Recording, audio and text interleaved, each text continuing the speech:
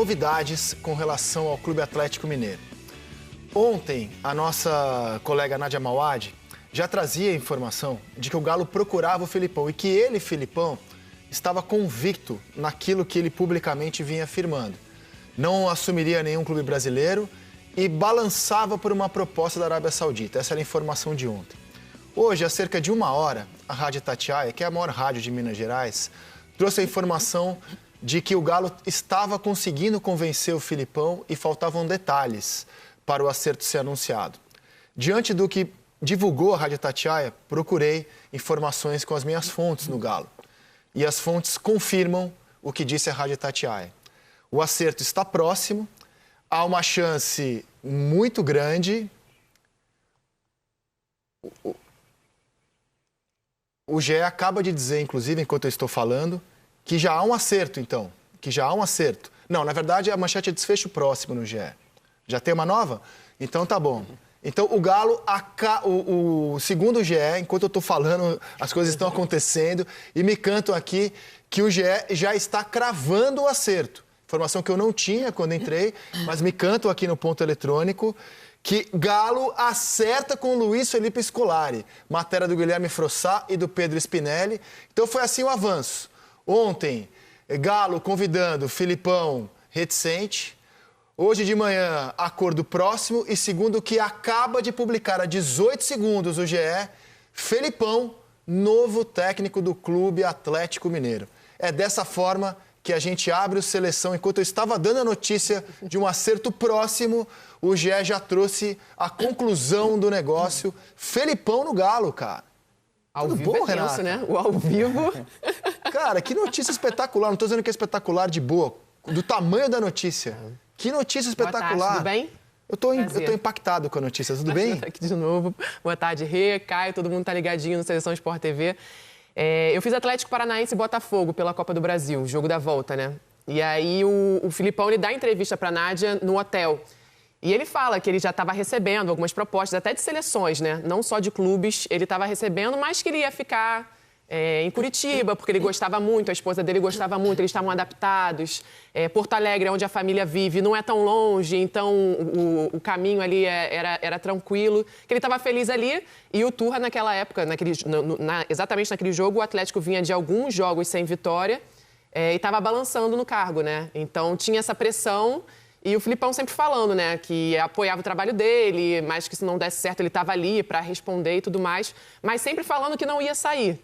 E aí eu acho que chegou uma proposta irrecusável, né, de assumir o Galo, de estar em Minas agora, de ter essa mudança, né, família. A gente sabe que o Felipão já tinha falado que não ia voltar mais a ser técnico no Brasil. Ele estava como diretor técnico no Atlético Paranaense, né, então ele volta atrás. Então imagino que seja uma proposta irrecusável aí para ele, financeiramente, esportivamente.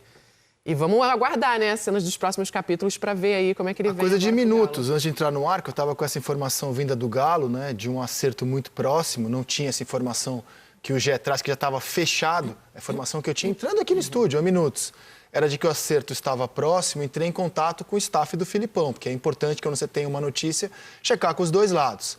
E a resposta que eu obtive do staff do Felipão foi a seguinte: a coisa de minutos. Para tratar o tema com prudência, porque é uma mudança muito grande no discurso do Felipão, que ele já tinha anunciado que ia ficar, mas o GE avançou e traz a informação de negócio fechado. Tudo bom, Renata? Bem-vinda. Tudo bem? Sextou, Isaac. Sextou com essa bomba. Boa tarde para você, para a Rê, para o Caio, para todo mundo que está com a gente. Confesso para você que quando eu vi as primeiras notícias, né, de que poderia ser o técnico do Atlético, e o Atlético estaria procurando o Felipão, eu fiquei surpresa. Não imaginava esse movimento do Atlético Mineiro. Acho que é um estilo diferente do que o Atlético vinha buscando nos últimos anos, né, com os últimos trabalhos e também com as contratações, um time que costuma ser aquele que gosta de ser protagonista. Desde o Sampaoli já tinha isso, né? De ser um time com a bola nos pés. O Felipão vem de um bom trabalho no Atlético Paranaense. Levou o time a voltar à final de Libertadores. Mas tem outra característica. Agora, eu acho que talvez essa notícia ela possa também ter um reflexo no que vai acontecer com o Paulo Turra. Porque quem segurava muito o Felipão, a torcida do Atlético Paranaense, ela já pressiona muito sobre o Turra. Aliás, ele assumiu pressionado. Então, talvez, sem o escudo Felipão lá, vai ficar um pouquinho mais difícil a vida do Turra. mas curiosa para ver Vanderlei Luxemburgo, Luiz Felipe Scolari, temos um combo muito interessante, anos 90 no Campeonato Brasileiro. Anos 90, né? Depois que o Tele parou, o grande duelo dos anos 90 de técnicos no Brasil, pós-Tele, foi Vanderlei Luxemburgo contra Luiz Felipe Scolari. O duelo está de volta. Não sei se o Corinthians vai proporcionar ao Vanderlei duelos assim épicos contra o Filipão, como a gente teve nos anos 90 dos dois treinadores. Agora, Caio Ribeiro, bem-vindo à Seleção. Como é que você recebe essa notícia? Felipão de volta ao banco de reservas para dirigir o Clube Atlético Mineiro. Com surpresa. Abraço, Rizek, todos de casa. Renatas. São muitas Renatas na minha vida, né? Você sabe que eu sou casado com uma Renata. Aí eu chego aqui e encontro mais duas. Mas é sempre um prazer. É surpreso porque eu acho que não tem muito a ver com o que eram as principais características do Cudê desse Atlético. Era um time intenso, era um time que tentava propor jogo, marcar lá em cima, ter muito volume ofensivo. E eu tenho muito carinho e respeito pela carreira do Filipão. Além de um grande personagem, ele ganhou tudo. E é um cara que é sempre bom você ter ele no meio do futebol. Seja como diretor, na função que ele exercia no Atlético Paranaense, ou agora novamente como treinador, caso de fato se confirme, né, o que tudo parece ser como novo treinador do Atlético Mineiro. Mas muda um pouquinho o jeitão de jogar. Vai ser um time um pouquinho mais pragmático, um pouquinho mais consistente defensivamente.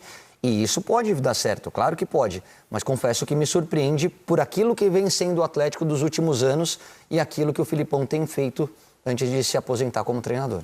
Tocou num ponto que eu acho crucial para o debate, porque os comentaristas hoje defendem muito os processos, a filosofia de jogo, você tentar se manter dentro de uma filosofia.